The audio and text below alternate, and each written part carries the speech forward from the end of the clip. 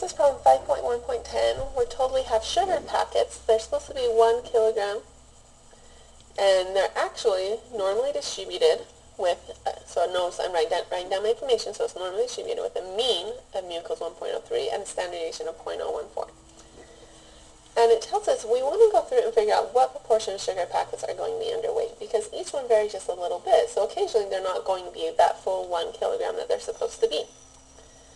So really we're looking for the probability that x is less than 1. You'll notice in your textbook that they put a less than or equal to.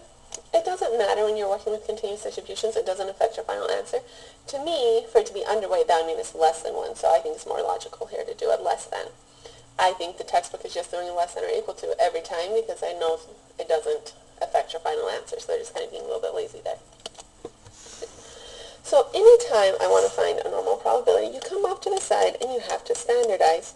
We use this formula for a normal distribution where z equals x minus mu over sigma. In our case, our x value we're interested in is this 1. Our mean is 1.03, and our standard deviation is 0.014. This gives me negative 2.14 as my z value. Now this is rounding just a little bit, and we have to use the table and not a calculator, so our answer will be slightly off in the textbook, but that's okay.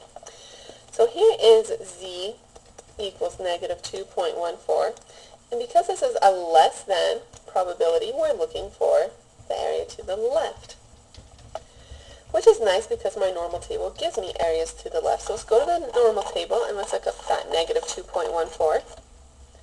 So here's my 2.1. And let's go across to the 4 column. It looks like we're at 0.0162. That's the area to the left, which is actually what I want. So this is 0.0162. That is my final answer. Because we have the probability that x is less than 1, we then standardize it, so it's now the probability that z is less than negative 2.14. And my final answer is 0.0162. So there's only about 1.5% chance that we're going to have an underweight package.